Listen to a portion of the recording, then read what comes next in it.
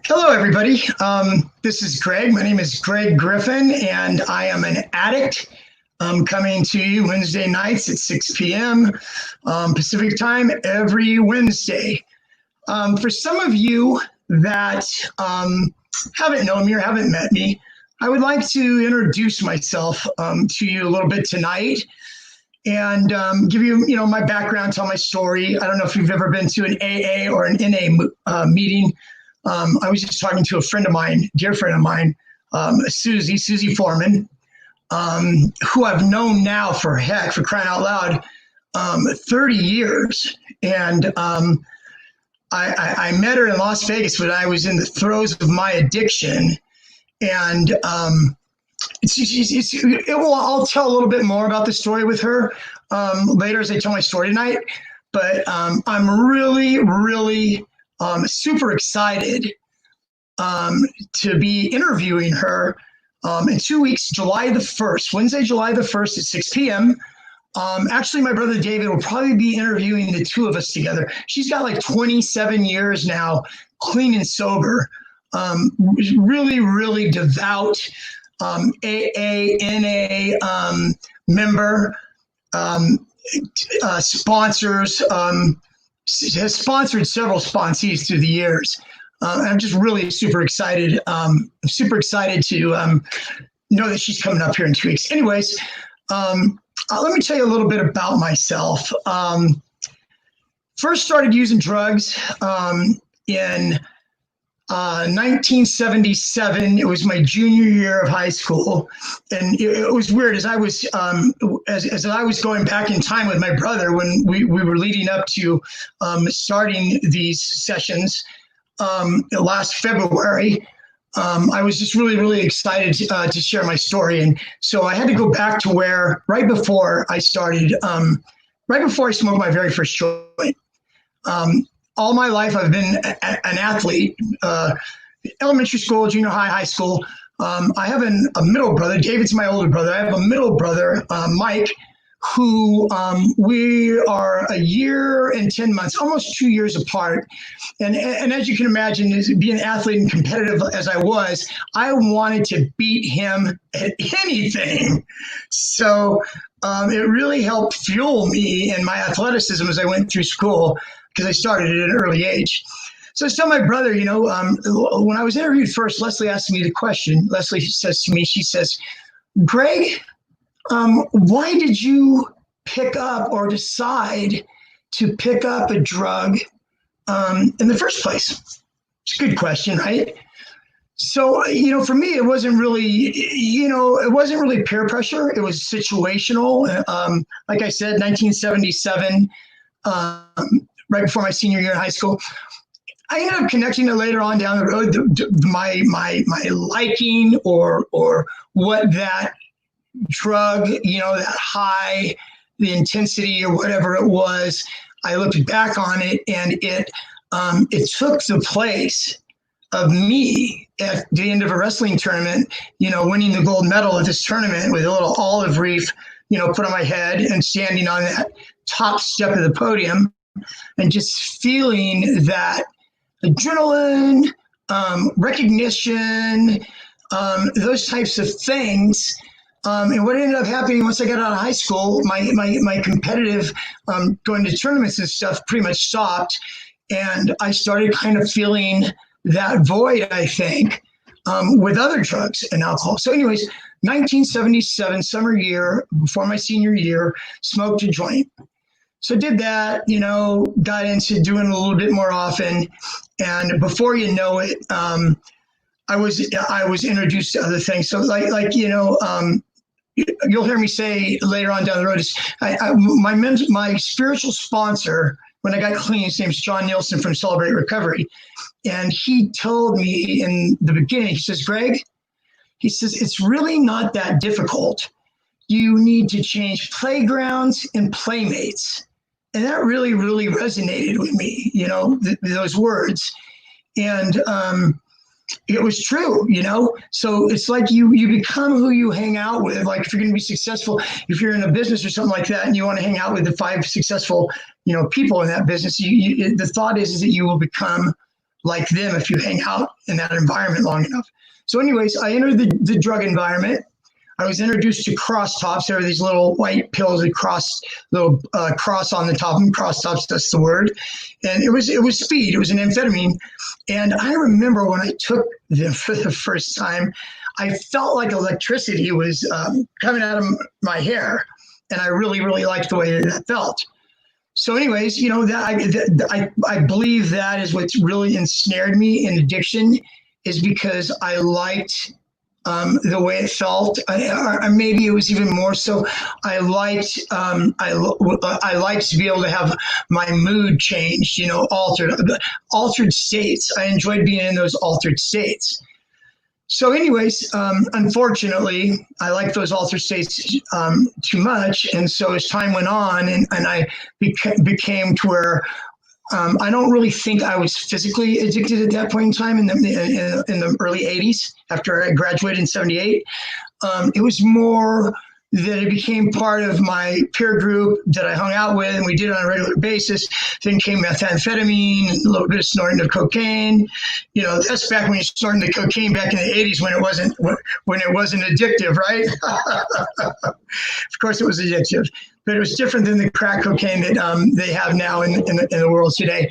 So anyways, introduced to, you know, LSD, you know, just the various drugs. I tried all of them. And once I became addicted or wanting them, I had very, very little boundaries around what I would do, who I would steal from to get money to buy my drugs. And so I started getting into trouble a little bit. You know, I got arrested for a burglary. Ended up getting 6 months in the county jail. This is back in 1982. And then I got arrested again for another burglary in 83, and I ended up getting a year in the county jail for that. So now the ante is starting to go up for me. Where my drug usage, I work as a substance abuse counselor program here in Berkeley, California. Be part of my story. I've worked there now. I started as an intern there in 1999. I've actually been there now at the program for 21 years. And I just love, I love it. You know, I love talking to the clients. I was telling Susie today, the woman that's the daughter of my daughter, Nicole, that I mentioned we're going to be sharing our story together on July the 1st at 6 p.m. Don't miss it, guys. Okay, don't miss it. It will be worth your while to see it. She's a wonderful, wonderful woman. We have a long past with each other. And like I said, I'm really excited about being able to share with her. So anyways, got into these county jail troubles. And then finally, when the gig was really up for me legally was I went up to the state of Nevada, Reno, Lake Tahoe area. And over a drunken weekend, I had a checkbook that didn't belong to me. And so what I did was I would check into a room at, like, say, at Harrah's in Reno. I would check in. I couldn't cash checks at the cashier's cage because you have a limit to what you can, how many checks you can cash and the amount of that. They have like a system that monitors all the casinos in Reno, which is a smart thing, obviously. So I found out that I could go ahead and rent a suite at Harrah's for 4 nights at $200 a night. And what I did was I went back in the evening and I told them at the desk, you know, I checked in 11 in the morning. Now it's 2 o'clock in the morning. I'm checking out. Got an emergency in the family. Me and all my cleverness, right? Not knowing that I was going to go to the penitentiary for this. I would check out and they would give me the remaining 3 nights cash. So I did that to a couple places in Reno. Took a cab, mind you, from Reno to Tahoe. Did the same thing in Tahoe. The second place I went, next thing I know, whoom, the security swooped on me. So they swooped on in and arrested me, put the handcuffs on me and all that. And then the local police came and picked me up. So I was really in for a real awakening this time. And so in the state of Nevada, I wrote 8 checks over this drunken weekend, which was just fueled with alcohol and gambling and just like off the hook, destined to be caught. You know, it was very reckless and of course, they give you a thumbprint, they take a picture at the thing as you check in, all that. So anyways, I get locked up. It's Lake Tahoe. It was Minden County Jail. I always remember Minden County Jail. So anyway, so I meet with the public defender when I'm there, and so 8 checks, right? And he tells me each check, guys, in the state of Nevada, each check that I wrote carried 1 to 10 years in the state penitentiary. So I plea bargained to 1 check over this weekend. I plea bargained to 1 check, and they gave me 5 years in the state penitentiary, which was really, really a rude awakening. So anyways, I ended up doing that bit of time that I had to do a little over 2 years. And when I paroled to this drug and alcohol program, actually the program that I'm now currently working at. And while I was incarcerated, and you get to know a month or 2 months before the time is of when your parole board, when the parole board is going to meet, to where you have a date. You go into this room. There's like 4 members on a panel, and they ask you questions, and you answer them back. So my thought was that because I was drinking, and because I was doing these things I was doing, and because the way that my life was back then, I did need my brother David, I'm actually on his site. This is his church site, and him and his lovely wife Leslie have ingratiated me into this. Thanks, you guys. Just to go back for a second, last Thanksgiving, my mom passed last May 29th. That is a significant date that I will get to a little further on right now. But for the time being, my mom passed in January, so it was the end of November of 2019. My brother David and his lovely wife Leslie came up to my house. I stay with my father right now, taking care of my father. My father's not well. My sister and I care for him, and we've really and truly pretty much almost carried him back into health. His health is not good, but anyways, David and Leslie come up for Thanksgiving. And so Leslie made this beautiful Thanksgiving dinner and stuff. And we're talking afterwards. And, Leslie tells me, she says, Greg, she says, the people that I counsel and the people that, reach out to me in the Magick and their church, she tells me that there's a real need for some substance abuse information, substance abuse counseling, substance abuse history. And, it just really got my juices flowing, guys, because I knew I was going to be opening up to not just people here I live in California and Nevada, where they're at, or not even just in the United States, Canada, Europe, just a lot of places, And, I was telling Susie today, isn't it amazing? The prison time that I did, the jail time that she's done. I'm going to get into to my eventual, guys, smoking a joint in 1977. Okay, you hear people all the time, oh, it's not a gateway drug. There's definitely gateway drugs, whether it be cigarettes or alcohol or marijuana, whatever it was marijuana for me. But anyways. From start smoking that joint, the summer between my junior and senior year of high school, it started out that way. Very, very not a lot of things involved in smoking pot. Probably now I would say estimate probably in the high school, off the top of my head, people that are in high school right now, I'd say 20 to 25% of them probably have used marijuana or drank or tried something. A lot of it's probably tied to peer pressure as well. But anyways, that joint in 1977 ended up going and traveling and taking me from California to Northern Nevada to Las Vegas, Nevada, where I was there for 2 years. I got a heroin habit, which really just took me, took me down the rabbit hole. Obviously, I'll get to that here in a minute. Anyway, so my brother David graciously pays an entry fee for me to this program here that I'm now currently working at, 1987. So, I stayed there for 6 months. I left after 6 months, stayed clean for another 6 months, and basically went back to using again. So anyway, I ended up using again. ended up traveling back to Nevada, where I was on parole at, supposed to report to the parole office. Didn't report to the parole office, just began another run, running amok, running wild, in Las Vegas. So anyways, I'm in Las Vegas, and this is where I meet Susie. I'm going to go back to Susie here. I'll go back to Susie here as part of my early recovery, as that's where she came back into my life again.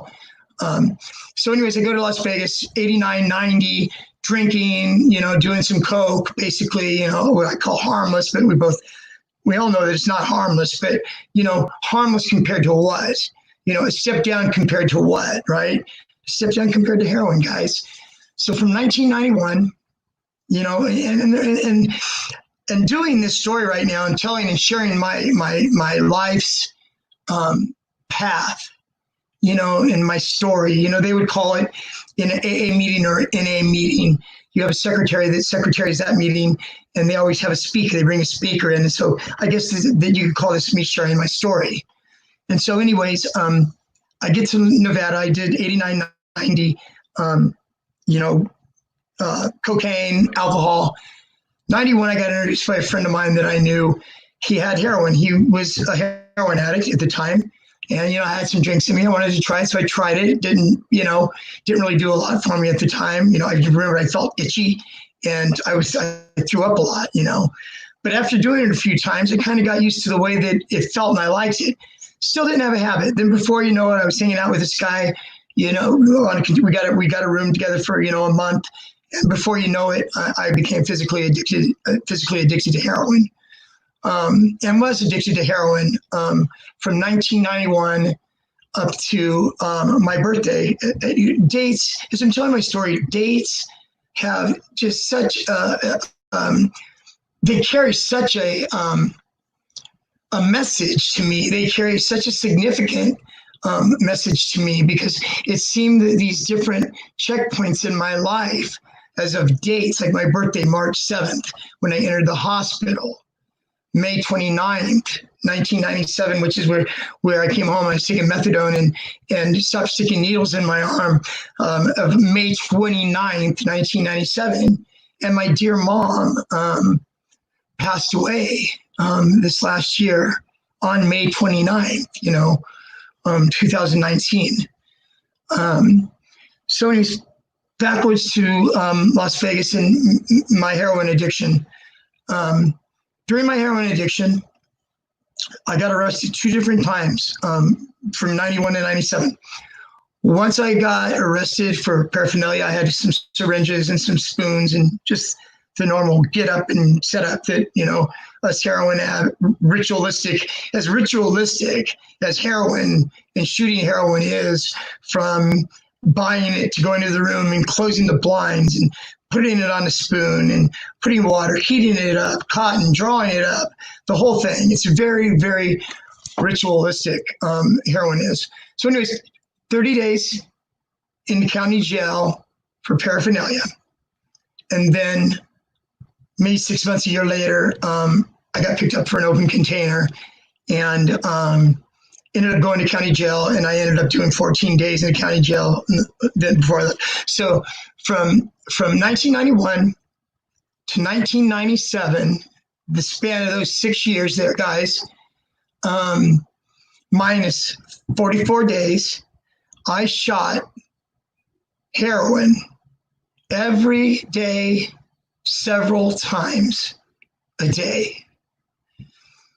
And like I've shared before, that being a heroin addict, it's really hard work. It's hard work.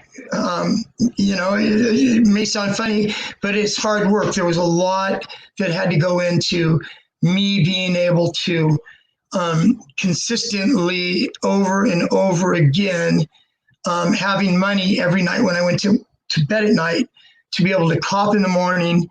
And I used to call it, it was my morning fix, morning wake up. What I called it was, and this is what it really was for me, was getting well.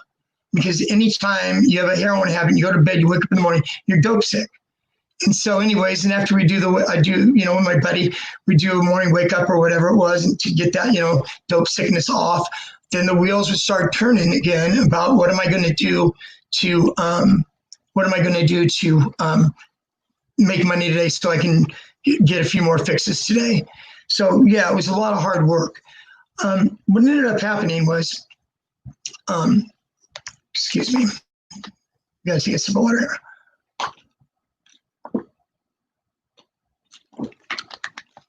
Okay, thanks guys. What ended up happening is over that period of time, I didn't eat.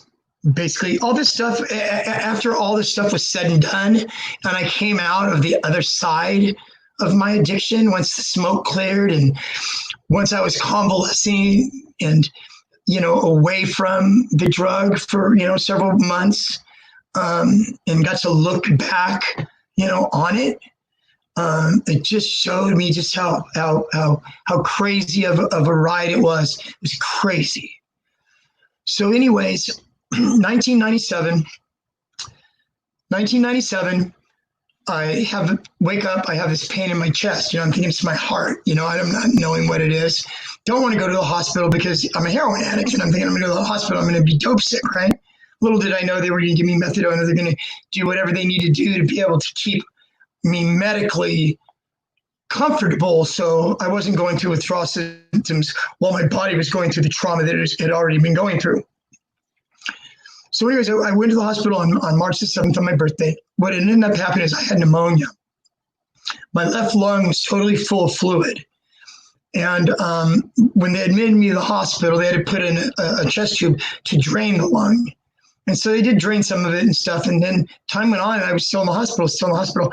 My mind still wasn't totally wrapped around what was going on with me. And so they couldn't get the infection off. They couldn't get the fluid off. So what they ended up having to do almost 2 months into the hospital was they had to do surgery. So they had to go into my lung, exploratory, to see what they needed to do. And then when they went into my lung, they had to open it up. They had to drain what was in it. And I remember I've actually read my hospital paperwork as far back as a month ago. I went back through it and I read it. It's just another part of my life. And it was crazy. So they had to go into my lung, and they're describing, they said on the inner part of my lung, inside my lung, there was a fibrous peel, like a clear peel that had a cottage cheesy like substance entrapped on the inside of my lung wall. And so anyways, they did that. They cleaned it out. Little do I know all this time that I was in the hospital, the social worker at the hospital my mom was in constant contact with my doctor and the social worker. And my mom would ask, finding out later, my mom would ask the doctor, do I need to come? Do we need to come? And so the doctor would tell my mom, no, not right now, you don't, but it's touch and go. Guys, when I was in the hospital and I got released from the hospital, I weighed 124 pounds. And I remember the hospital ended up giving me a shuttle or a cab. They didn't have Uber back in 1997. And so what happened was my mom had paid for a one-way plane ticket from Las Vegas, Nevada, back home to my childhood home. And little did I know that my brother David was going to be waiting for me at the airport, when I left the hospital to come there. My mom just, they were smart. They didn't just give me it. If I was able to hawk the ticket, then I would have probably done something like that. My plans really is I thought I was going to get better in the hospital. Didn't know that I was going to be going home to California, even if that was an option. And what would have really happened after 2 months in the hospital, I probably would have went right back out to the same people again and started shooting dope again. And I would be dead. I wouldn't be sitting here in front of you today. So anyways, I go home, 124 pounds. It's just crazy to wrap my brain around that. And so I go home and, I had, I just freshly out of surgery. I think I went home a week after I had surgery. I still had some stitching, and I still had some staples, on the side of my chest, and a couple drain holes that they had. So I went back there, started getting healthy again. got healthy. And then there came a time, when my brother interviewed me, he actually, if you want, you go back, I believe it was February 15th of this year, February 15th, 2020. It was when Leslie and David interviewed me for the very first time to begin doing what I'm doing right now here with you guys, passing on, some recovery stuff, some skills, relapse prevention, different skills and stuff that you can use for yourself in your life. But then at the time, I didn't know that I was going to be, be staying there all along. I thought I was going to get better and go back to Las Vegas, and start shooting dope again, right? How crazy is that? I was just the kind of guy that I really, really loved the action of it and the fast pace of it. It's just that adrenaline junkie in me. Like I said, when I first started using drugs in the late 70s and the early 80s, I liked the way it made me feel. It gave me the rush and the feel that I got from standing on the top step of that podium, winning the gold medal in the wrestling tournament, or running in the cross country, finals my sophomore year, and coming in second, and all that. I mean, I was a driven athlete when I was in high school, and so there's no doubt in my mind that whenever my drug addiction started, and as it went on initially, it was a replacement for that euphoria and for that thrill, and that was there. And I mean, that's what Las Vegas represented to me early on, was just that fast-paced hustle of all that. I was addicted to that as well as I was to the drug. So anyways, I come home, I get clean, I'm at home. I came home May 10th, which was actually my mom and dad's anniversary. Like I said, mom passed away last year in May 29th, my sobriety date, passed last year that date. And May 10th, 19 days before my mom passed, my dad visited my mom in the hospital. My dad doesn't like to go to hospitals. He never has. Mom's been in the hospital a lot. Dad never goes. It's just too hard for him to go. It just literally makes my dad sick to his stomach to see my mom or see his wife in that condition with an IV in or whatever. Just made him nervous. So anyways, we got him to go to, it's a SNF, a skilled nursing facility mom was in between the hospital and that. And he got to see her. They get to celebrate their 65th wedding anniversary last year, May 10th of 2019, before my mom passed. But anyway, so I come home. I'm probably home May, June, July, August, September, 4 months. And we get a little flyer in the mail. It's like a little postcard thing. And on it says Celebrate Recovery. So Celebrate Recovery, for those of you that know about it, I think they still go on. But over the last 10 or 15 years, they were big in churches. It was biblical, 12-step. It was the same 12 steps as NA or AA, but it was through Jesus Christ, and it was through, God, through God. And so all the 12 steps of AA, when they originally were written, the Oxford group was a part of that. AA started out in 1935. AA started out with Bill Wilson, which is Bill W. for anonymity sakes. They use the last initial, and Dr. Bob. And so they're the ones that spearheaded and started out AA back in 1935. And like I said, the steps were based on, Oxford group was a religious group, and the steps were based on Bible verses. So anyways, so keep going, Celebrate Recovery. See that mom lays this postcard in there, beginning of October. I still to this day remember. It was November the 4th,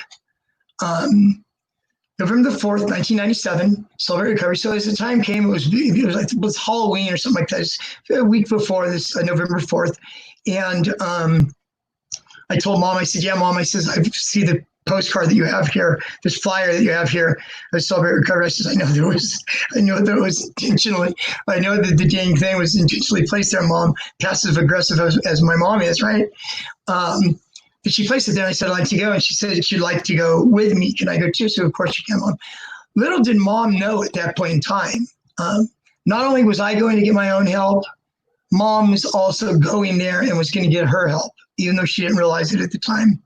Excuse me, guys, it's hot in here. I got to take another sip of water. Excuse me.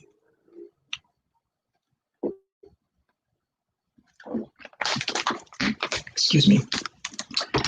Okay, so Celebrate Recovery. We go to Celebrate Recovery, and the first couple of weeks of it, Celebrate Recovery, John Nielsen, who's the gentleman, he's Pastor John Nielsen, you know, he would love to see, he moved away to Arizona here about 5 years ago, and I'm been out of touch with him, and he would love the fact that he would see now this Pastor Greg Griffin. It's a wonderful thing. I have some plans and thoughts of what that's going to look like here coming up in the future, and then hopefully in a few weeks, guys, I'll be able to share that with you. I'm kind of excited about it. Anyway, so Pastor John Nielsen was the one that was really the one that ran it. He was like the main guy of it. And so what it was Mom didn't know this. I didn't know this at the time. They were closed groups, okay? My group, of course, was chemical dependency. It was a closed group chemical dependency for people that struggle with, you know, substances. And then they had overeaters, you know, overeaters group. They also had a sex addiction group, and they had a codependency. So Mom ended up going to the codependency group, and she ended up getting a lot out of it. She ended up getting a really lot out of it. And so it was wonderful that I was able to share that with my mom, that she was able to go and do that. And so as time went on, guys, you know, 97, now 98, towards the end of 98, you know, I'd been home a year and a half, and it got to the realization that, you know, I had to find out now that I knew that I wasn't going to go back to Las Vegas again and still, you know, play poker every day and shoot dope. You know, before I started getting strung out on heroin, I played poker every day. I'm going to go back to that in a second with Susie. Anyways, we have Celebrate Recovery. And so a year and a half later, we're at the end of 1998 now, and I need to figure out what am I going to do for a living in my life. You know, here I'm 38 years old, don't have a career. You know, I have very little college behind me. And so through the stuff I did at Celebrate Recovery, and the man, John Nielsen, that I told you about, John Nielsen pretty much, you know, you hear about sponsors and 12-step AA and NA. John Nielsen pretty much took me and put me under his wing, and he loved on me, and he listened to me.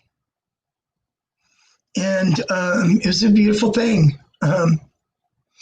Got to a place in my life where I needed to decide what I was going to do for myself. And then once again, Mom and Dad, you know, here they are, you know, here to help me, you know. Mind you, this is their son who in 1985, they had to get on a plane in Oakland, fly to Las Vegas, rent a car in Las Vegas, and drive 4 hours up to the camp that I was incarcerated in. Driving up to this prison, to the gates where they ask for ID, kind of thing, where they put this long pole thing with a big mirror on the bottom of it. They stick under your car to make sure you're not like smuggling anything in or any prisoners out, right? And so they got to drive up to this gate, and I just can't imagine how my mom felt that her 25-year-old son with these gun towers, razor wire, you know, this stuff, came to visit their son in prison. You know, this was after I ran amok as far as what I would steal and what I would hawk and what I would do for my drugs in the early 80s. And then coming home in 97, being, 124 pounds. And once again, you know, Mom and Dad were there for me, you know, helped me through college so I could get a career. I took chemical dependency studies and went to college for 2 years, and then began an internship at the drug and alcohol program that I currently am working at today, where I've worked now. Started there in 99 as an intern, 2000, so it's 21 years, which is, I love it. I love it. I love it. It fulfills me. It just makes my heart feel so good that I'm part of the solution today and not part of the problem. So I go to school. I get this job at the place I work at Berkeley. So I'm working there. Okay. back in time now. My years in Las Vegas, I got to Las Vegas in 1989.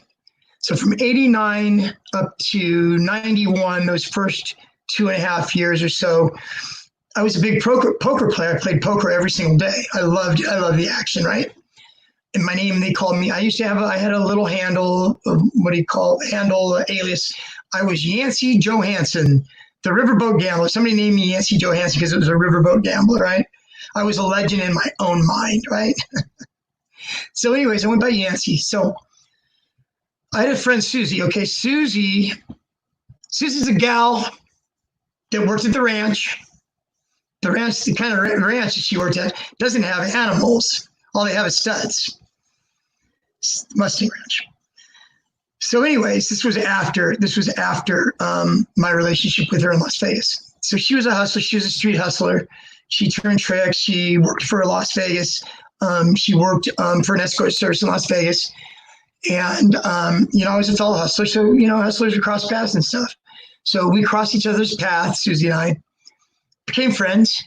And it was really weird, too, because, I did my share of, hustling. I did my share of women and all that kind of goes on with that lifestyle. But when Susie and I met with another friend of mine, we became friends. Pretty much became friends right away. And there was just this bond between the two of us, She trusted me. I gave her reason to trust me. I thought the world of her. So every time, the way this relationship built, guys, is we met that night. Susie and I did. We became friends. We'd run into each other occasionally, and I loved on her. We were not just fellow hustlers. We began a friendship. So anytime Susie, she had a boyfriend or two during the times I knew her between 89 and 91. There's two different, actually, Randy and the other one's Chino. You guys will never know who they are. You'll never see it. And there's no anonymity involved in any of this. Susie sure as hell. Susie sure as the heck will know who they are. I can't wait, guys. 2 more weeks, okay? 2 more weeks. Susie and myself are going to get interviewed together. Same time, same place, by my brother David and his lovely wife, Leslie. Don't miss it. Anyway, so Susie, anytime Susie's boyfriend, like I said, there's 2 of them, so I don't know which boyfriend was first. I think Gino was first. Anytime a boyfriend of hers, or those 2 guys, would go to jail, Susie would look Yancey up. And the way she would look me up is she would call around to all the poker rooms, right? All the poker rooms. And she always got me. And so she knew that once she got in contact with me, she always had a safe place to stay with no hanky-panky going on, and that she would be taken care of. So, that happened a time or 2. And I think after the first was Chino, the second was Randy. So Randy goes, same thing happens the last time now. And, I was a friend, no hanky-panky, no none of that. It was genuine love and friendship.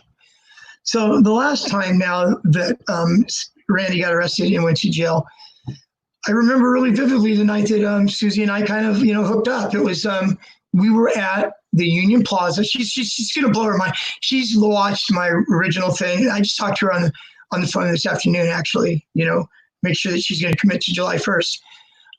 It was the Union Plaza. We had a couple of drinks and they had a band playing and we danced. And I think that was the first time that we ever kissed. And so we did, and one thing led to another, and her and I became intimate with each other over a couple of days, week. I'm not exactly sure how long. And then the time went on, and, Randy had, 2 months, whatever to do there. So the day before this, I knew he was getting out until I looked at her. I said, Susie, I said, I know I know that Randy, I started loving her and caring for her, and I think a lot of it had to do with we built a genuine, non-sexual friendship with each other to where she did feel safe and protected. Not like I'm this big, burly, bouncer guy, but she knew that I had respect in the area. I was respected down. All the derelicts, all the hustlers, most of the hustlers lived in downtown Las Vegas, Fremont Street. And not just like where Binion's Horseshoe is, then you go a little bit further down and then you get the Western. It was the Western, which was part of El Cortez and Jackie Gaughan's, some of Jackie Gaughan's properties. So anyways, we would live down at that end of the Fremont Street. So anyways, I told Susie, I said, I know Randy's getting out of jail tomorrow, and so I said, I know that you guys are gonna, you guys are gonna be together. He's your boyfriend. It's the third time Chino once, second time for Randy. And I said, I understand all that. That's what you want to do. She goes, no, Yancy, it's not what I want to do. She goes, I want to be with, I want to do this like we're doing. So anyways, Randy gets out, basically. Susie talks to him, playing poker at Del Cortez. He comes in, he raises hell, a bunch of hell and shit, and so he gets kicked out of the casino, and I'm getting kicked out too, kicking both of us out, right? But it's from different exits. Him in the back, me in the front, right? So anyways, kicked out. I found myself around the other side where I knew he was getting out, and fight, happened, and kicked his, whatever it is, kicked his ass, and then that was it. It was it. Then it was me and Susie. And so during this time, knowing it was me and Susie ends up getting pregnant. I don't know that the baby's mine. I didn't know if the baby was mine or not, but maybe a little graphic, but contrary to popular belief, most women that work at the Mustang Ranch or work at the streets, there's not a lot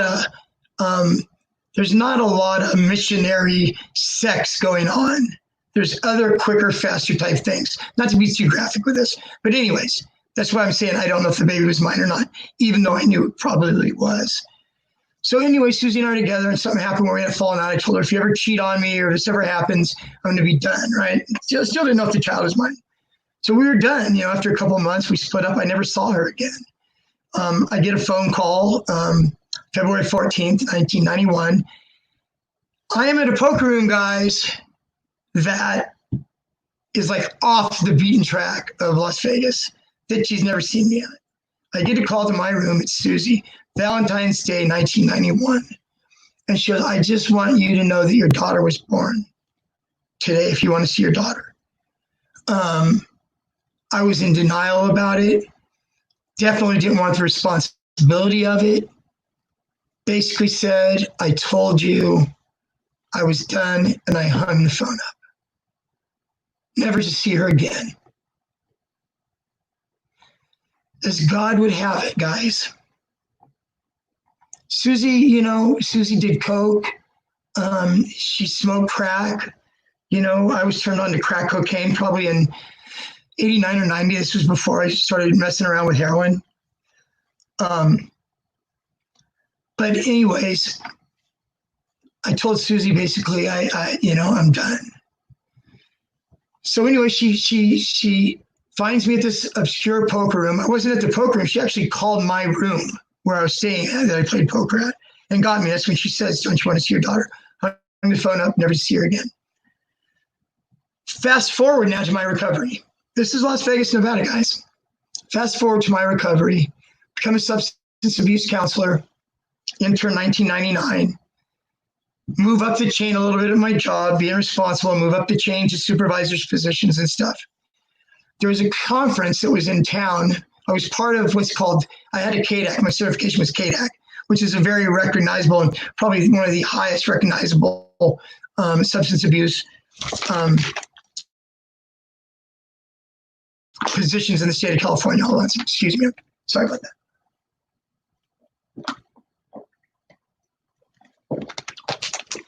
Thank you. So anyways, I'm working at where I'm working at. And so this conference that they were having, the KDAC conference, was Thursday, Friday, Saturday. Thursday, it was myself and a coworker of mine named Regina. So Greg and Regina were going to this conference, and we had our company's information. We had some flyers and stuff that we were promoting our company. So I was doing that Thursday, and Regina was doing that Thursday. My supervisor and somebody else, another staff member, were going to be there Friday, and then our assistant program director and another staff member were going to be there on Saturday. So it's 3 days. I'm in there on Thursday where I'm sitting in this meeting. It's this meeting, a KDAC meeting. They were doing voting and stuff like this. And what they did is we did some kind of like legislative stuff in the morning, and then the afternoons were filled with workshops. So I had a little flyer pamphlet thing there, and there was like 4 different workshops over the course of that day. And so reading, okay, this one workshop at the place in Santa Cruz, this place is outpatient, okay, and then this other person presenting, her name was, it said, Susan Foreman, prostitution outreach, right? Vallejo. So I tell my friend Regina, I says, I used to know a Susie Foreman, So this meeting is boring to me, okay, right? I get up, go to the bathroom, walk through the lobby, gonna get some fresh air outside, right? Walk through the lobby, nobody's in the lobby, open the door to go outside, and another door opens, and there is Susie and I, face to face, with nobody around. And it was right after the birth. It was 1 month after the birth of my daughter, Lindsay. My daughter, Lindsay, was born August 14th of 2001, and I ran into Sue August 20-something, it was right after 9/11. So there she was, and there we were. And so she told me, I still remember, she says, I didn't know whether to hug you up and kiss you or to slap the shit out of you. She says to me, she goes, I have worked so much on you in the steps that she was working, right? Couldn't find out that very day she was actually celebrating 7 years of sobriety. So doing the math, I think probably Susie will correct me if I'm wrong, on July 1st. But I believe it was, so that would make her sobriety date September 20-something of 1994. She'll correct me if I'm wrong, I'm sure. So anyways, there she is, and there I am. And so we left the conference. We went across the street to Denny's. We ordered breakfast or a cup of coffee, and we just started talking. She told me about the daughter that was born. Her name was Nicole. She was put up for adoption. In Las Vegas at the time she was born. It was a good thing that I wasn't there in her life, or Susie wasn't there. Neither of us would have been able to take on at that point in time in our lives as a parent. Like I said, I didn't even know if the child was mine. So anyways, she shares that she's put up for adoption to this couple that owned a private business in Las Vegas and couldn't have kids. So she tells me, and what's really a trip is that when my daughter was born, my daughter Lindsay was born August 14th of 2001. Nicole was February 14th of 1991, 10 years apart. It's 10 years, 6 months, or 9 years, 6 months, whatever it is. So anyways, when my daughter was born, I wanted to name my daughter Nicole, and Lindsay's mom wanted to call her Lindsay. And so my daughter was born, August 14th of 2001. Her name's Lindsay Nicole. And Susie tells me that our daughter's name was Nicole. Go figure that one, right? So yeah, it just opened up a lot of stuff. Opened up a new life right here. Us meeting each other, I don't want to go too much into stuff, it'll be a surprise. Susie will share and elaborate more. I want to respect her. I just want to respect her, I'll let her share what she feels comfortable sharing. Anyways, so, Susie and I actually took vacations together after that. We'd go to Vegas together, both very much on guard, both very much knowing what we can't do, that we can't go there and all that. And she was really, really rooted in her recovery. And I myself was really rooted in my recovery as well. And we were able to do that. So anyway, she tells me this. And so when we go to Las Vegas, these different vacations that we've taken, we filled out paperwork. Actually, the paperwork was lost before we got there that we're going to file at the county clerk's office, just in case she wanted to get a hold of us, she'd know how to. So that never happened. Okay, fast forward. August 2010 now, Susie calls me, panicked, leaves me a message, call me. I thought she relapsed. I thought that, she was so panicked. So I take a break from work, I call her. You would never guess what just happened. Nicole just got in touch with me. And so it just was amazing, And so she goes, I gave her your number, but don't call her until you get here, until I talk to you, right? And so anyways, go figure this, right? I live in Hayward, she lives in Vallejo. I get in my car, boom, drive to Vallejo, I'm there in 40 minutes, okay? So when I do call Nicole and we talk, she's got her mom and her dad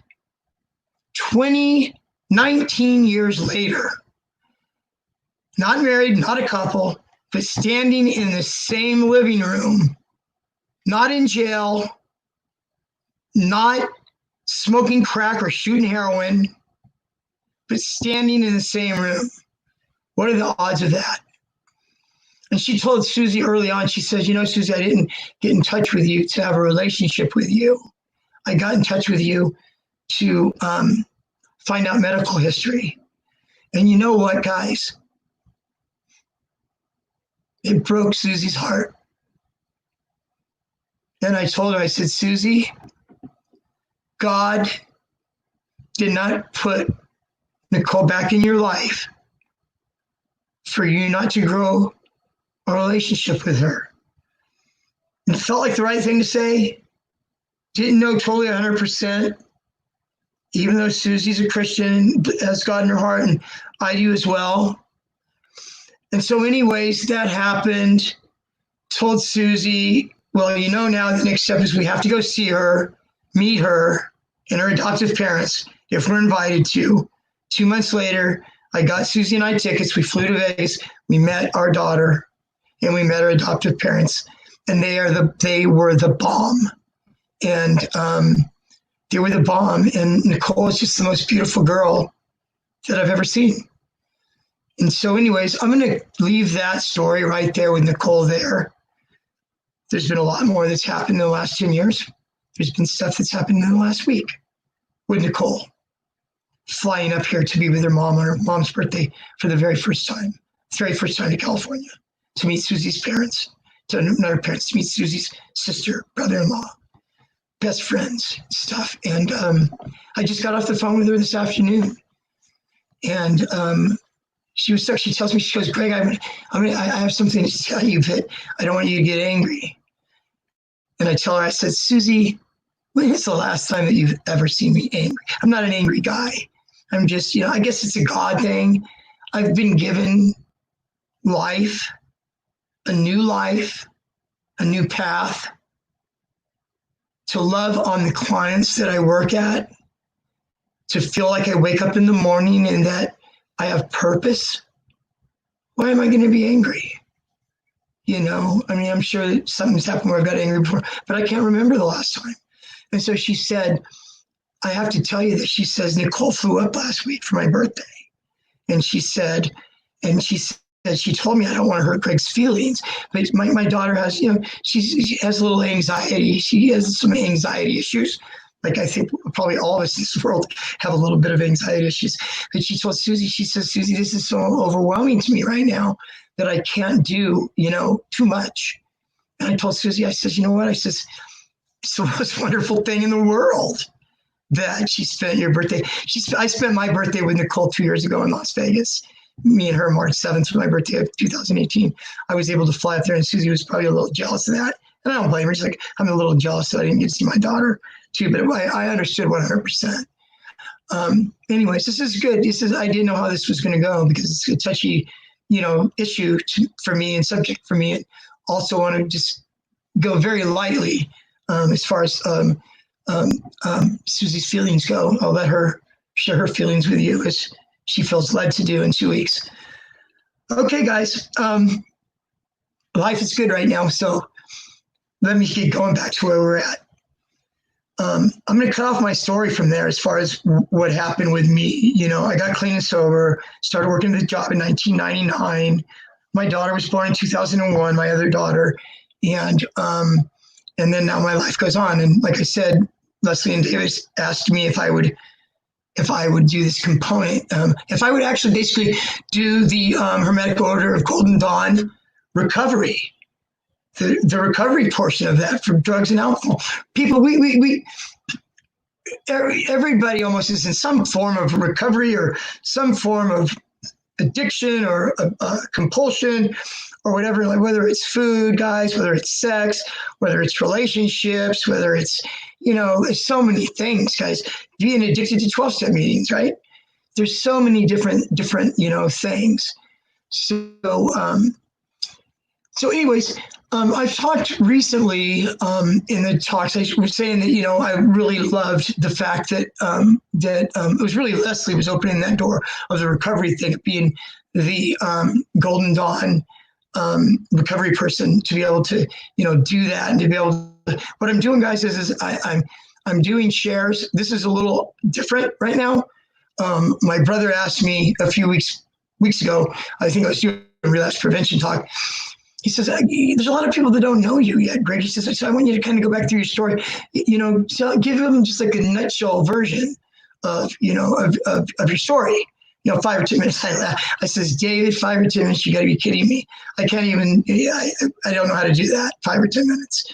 So I decided tonight that I was going to go back into my past. For those of you that heard the February 15th or I don't know the exact date. It was a Saturday in the middle, maybe the third Saturday. We came up with these third Saturdays. So the third Saturday in February. It was similar, but I also went on and talked about the OxyContin thing and the whole fentanyl. There's this whole fentanyl thing, guys. I'm going to transition into this right now. It's going to talk about recovery slogans and revisit relapse prevention and one day at a time, just kind of revisit them. But anyways, so I want to talk for a minute about this fentanyl thing that's going on. For today's heroin addicts, I mean, I know firsthand because I deal with heroin addicts, fentanyl addicts every day, where I work. I'm lucky enough to just be able to introduce myself to them. They introduce themselves to me, and lucky enough for them to just tell me and share their story with me, about what's going on for them and, where they're at and stuff. And I can share my story, I still have some tracks, light tracks, along my forearms and stuff from where I used to shoot dope. Sticking needles, guys, sticking needles in my arm several times a day for 6 years, minus 44 days. And so there's part of that when the 21-year-old client knows that 60-year-old Greg's drug of choice was heroin and cocaine mixed, speedballs mixed, and that I've done prison time, all of a sudden I gain all the credibility in the world, right? Now I can listen to you. I've been to prison and you stuck needles in your arm for 6 years. Go figure, right? So anyways, guys, today what's happening is fentanyl is the new thing. First it started out, it was heroin and it was laced with fentanyl. What happened is the drug cartels down in Mexico, I couldn't wrap my brain around it at first. They even say it's getting put in cocaine and meth. I haven't seen that, I don't know that, but I hear from the clients that in fact is true. So this fentanyl thing where, okay, there was a guy, I don't know the name or exactly where he's from, Brazil or someplace like that. One of the head guys of the cartel hired this chemist to teach these few people that are in the cartel how to cook up fentanyl, kind of like they used to do methamphetamine in a lab and all the ingredients. Well, now we got fentanyl, guys. Teaching how to cook up fentanyl. Mind you, fentanyl is 80 times stronger than morphine. So we got this fentanyl. They're lacing the heroin with it, so it's potent, and it's getting people hooked and stuff. But it's killing people as well. People are overdosing left and right. The very first time I spoke, I showed this. Actually, I'm showing it. Excuse me. I think I have it in here. Let me see if I have it here. I apologize. And I do. I showed this last time that I shared. Okay. Let me see if I can get that centered. Okay. There. Okay. You see that, guys, right there? Okay. You know what this is? This is Narcan. This is a kit. It's an opioid. It says right here, guys, it's opioid overdose rescue kit. Okay. It has it in Spanish right here, right? So they have this. Okay. And in this kit now, guys, you see that? That's intranasal. That is intranasal.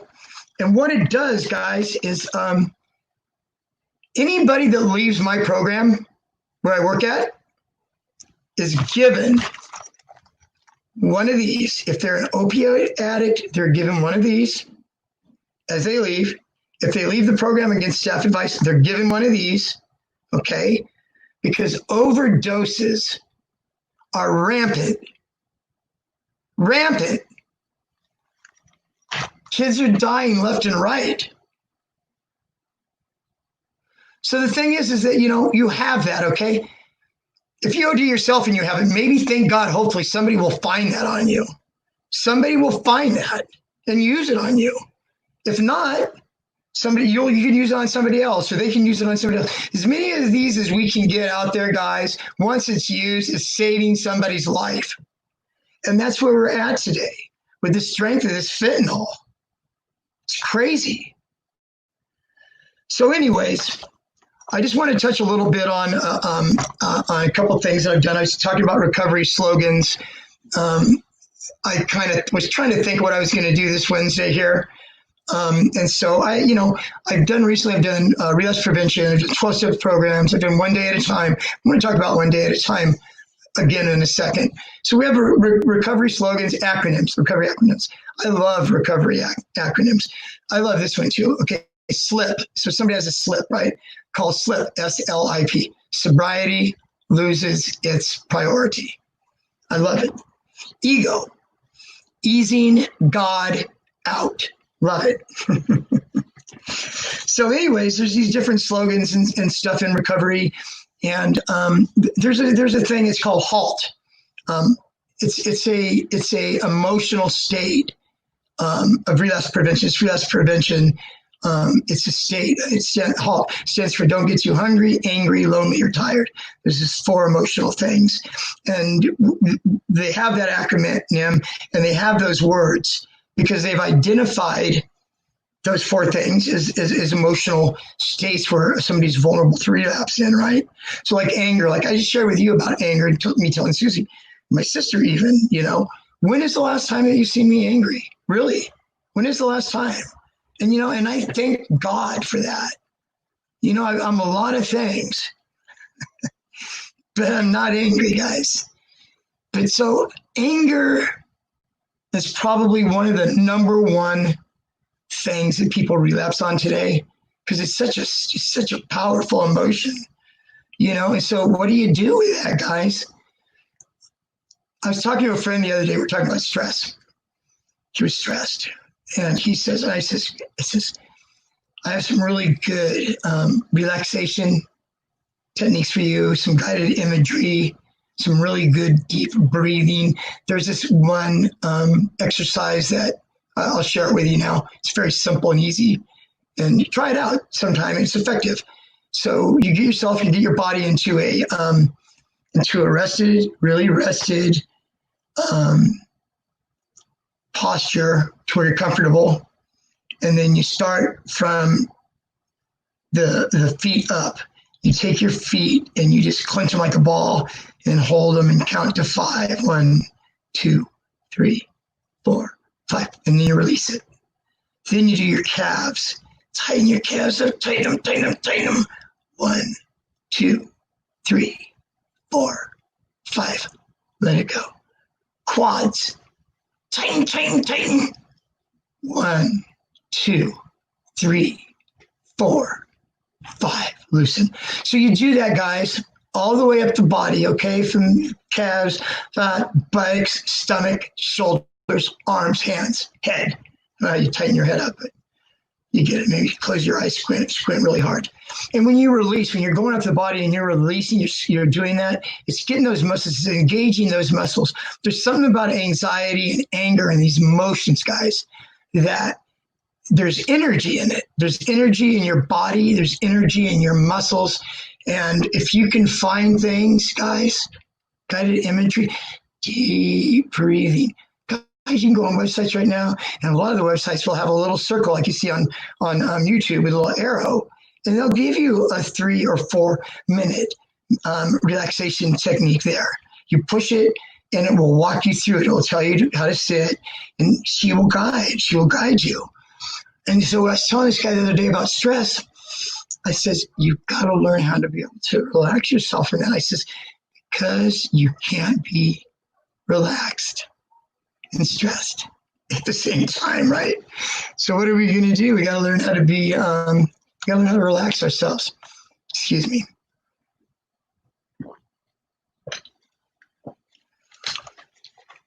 So anyways, that's a little bit of a spiel for anger. A continuation of that, guys, is if you're in drug and alcohol treatment, if you're in a program, if you have insurance, I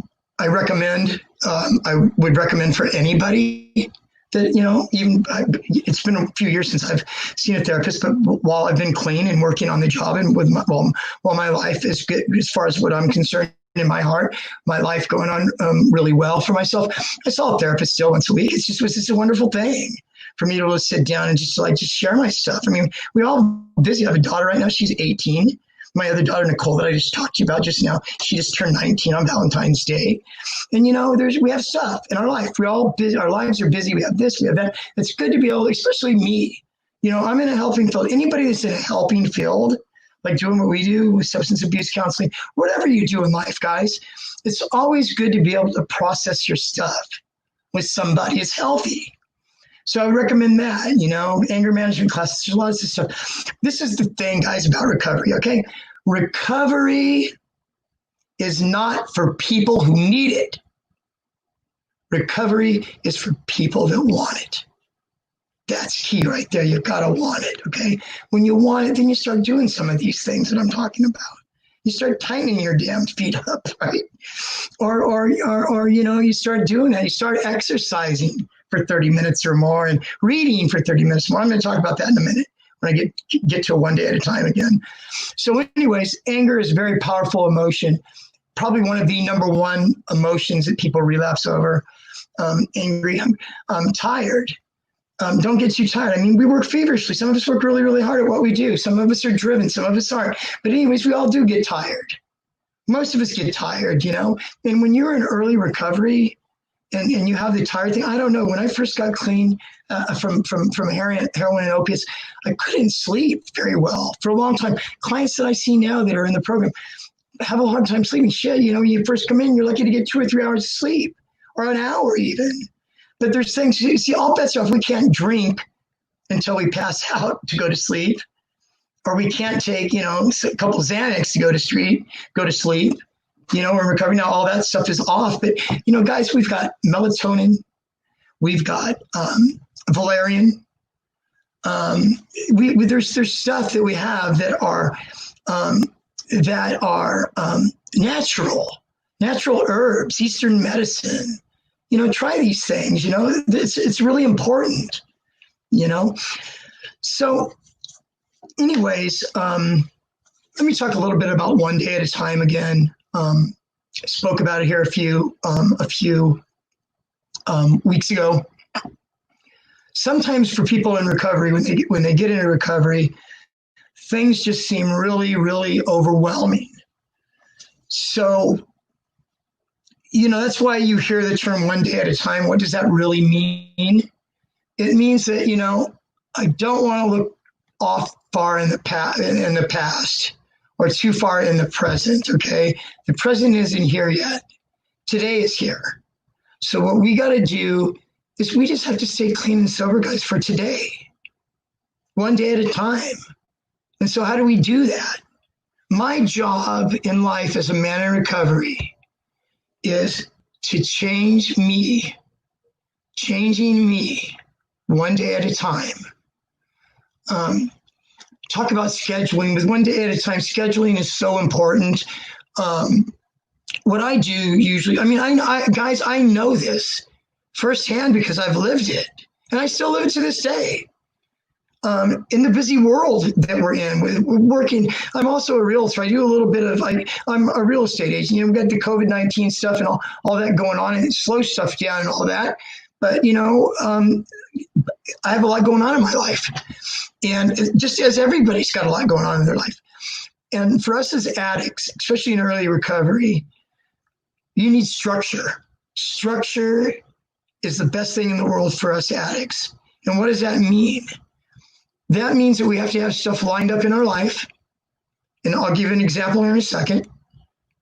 We have to have stuff lined up in our life to be able to take the hours that we have right now and fill them with healthy stuff, planned out stuff that's going to help us means to an end, stuff that we know of, stuff that we have planned. Okay, what I did was you can go on the computer, you can download a daily hour, 6 o'clock, 7 o'clock, 8 o'clock, or every half hour, however you want to do it. and download that. And so wake up 6 o'clock, coffee 6:30. This is like one of my schedules. Up 5 o'clock, 5:30, leave the house. At the gym, 5:45 to 6:30, workout, shower. At the real estate office at 7 till 10, leave, go to my other job, and on and on and on, and have my day broken up into things like that. Because of that, everybody's days are different. Everybody's jobs are different, whether you have a job, you're going to school. If you don't have a job, guys, it's really, really, really super important. If you're coming from residential treatment out back into like an SLE, sober living a home, and you're not working right now, okay, guys, you get up at 6, you're going to go to bed at 10. Hell, what is that? That's 16 hours there that you've got to account for. And so for me, people where I work at and those that I'm helping and just kind of putting my arm around them and loving on them and guiding them and mentoring them and being their biggest cheerleader, it's I want to share it. I want them to get it. You know, I don't want, guys, I just found out a week ago, a gentleman that was in our program 2 times over the last few years, wonderful man, died of an overdose a week ago. And this is serious, guys, this is serious. So walking beside them, being able to pass on stuff that I use in my life and stuff that I've seen other people that are successful in their own recovery. What you do is, like I tell somebody, so what you do, guys, is you pick a little over here from this. Then this guy over here, you admire that. You take a little bit from there. You take a little bit that's strong and healthy and makes sense from here, and you get your thing. So you sit down. This is what I would recommend. In your schedule, you need to have at least 30 minutes, 30 plus.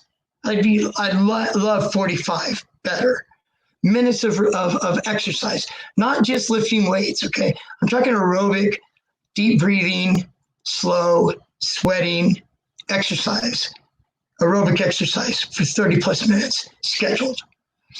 30 plus minutes of reading every day scheduled. I used to be able to, I've ran over 30 marathons and over 100 half marathons in my life. My last marathon that I ran was, 2015 when I turned 55. I thought, I'll show 55. I'll train, I'll do this. And I did it with a psychiatrist friend of mine that I work with, who's a beast. He's 5 years older than me. He's an aerobic machine, right? And so anyways, I said, I'm going to run this, marathon. And so with that, there comes a lot of training, a lot of time. And I did a lot of my training too on the treadmill and the elliptical. And I was able to kill 2 birds with 1 stone. I was able to read. So I got to feed my mind with stuff that I wanted. Some of it was like about real estate stuff. Some of it's about, self-help stuff. But read, okay, guys? 30 plus minutes a day of reading, okay? 30 plus minutes a day of exercise. Every day, find a 12-step meeting scheduled in your day. AA is an hour, NA is an hour and a half. So schedule that in your day. Even if you don't get anything out of the meeting that day, just even when you do them one day at a time, you don't get anything out of your day, for crying out loud. And you're reflecting back at the end of the night and you say to yourself, you know what, this was a really crappy day. It sucked or whatever, right? You know what? It is another day clean and sober. And that's a wonderful thing. So the 12-step meeting, the exercise, the reading, the giving back, give back. Where I work at, we have a thing called a concern group. If somebody is going to leave our program, we call it on the splitting page, you're going to split. They're irritated, they want to leave, they're going to leave. What I do is I say, well, who's his friend? Who is he close to? What peers is he close to? Get 2 or 3 of these peers that he's close to go up to him and to sit down with him and to remind him of why he is here. You came in because your girlfriend's pregnant. She's due in 3 months and you have a 2-year-old already. What are you doing? You know, have your peers talk to them. And from that, they're not just talking to their peer, telling their peer, you need to stay because of this. How about this? And what about that? They're also talking to themselves. They're also reinforcing their own recovery, which is a beautiful thing. So giving back. So whatever that looks like, whether it's, you know, talking to, you might have 3 months clean and somebody new comes into a meeting, you hear them share. They always ask, does anybody have 24 hours or less than 24 hours? And people raise their hand.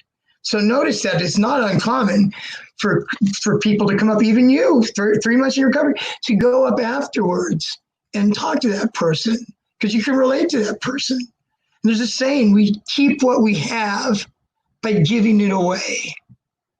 And so hopefully today, guys, I was able to share a lot of stuff. I had 0 notes today. I told my brother I have 0 notes. He wanted me to share my story of 5 to 10 minutes, right? Good luck with that. So I had 0 notes, okay? Got to the first time I shared back in February, didn't go into Susie or Nicole. There's a little bit of a boundary there, you know, like when I talked to her today about sharing. And like I said, July 1st, guys, 2 weeks from now, 6 p.m., be here. It's going to be Susie and I being interviewed by my brother. Don't miss it. She is a wonderful, wonderful woman role model. And I would like to say that she's one of my very best friends. So don't miss that, guys, okay? Thank you for letting me share tonight. I hope I wasn't too long-winded. I can be. You know, my heart is here for you. Honestly, truly, 100%. This is what I live for. God has me here alive today. For this, I believe. My brother told me when I was getting on the plane at the airport in 1997, weighing 124 pounds. My brother recently told me, he says, Greg, I didn't think you were going to make it. And thank God I've made it. And I thank God that I can share with you. So I'd like to say to you guys tonight, good night. You know, good evening, good afternoon, wherever you're at. If you feel a strong craving and you really want to use and you don't know what to do, pick up the phone and call AA or NA hotline. You know, there's always somebody there to answer. Get your butt to a meeting and raise your hand and say, I am struggling today. I need help. And I guarantee you somebody's going to come up to you after that meeting and they're going to talk to you. Okay, guys, I enjoyed tonight very much. Good night, everybody. I will see you next week at 6.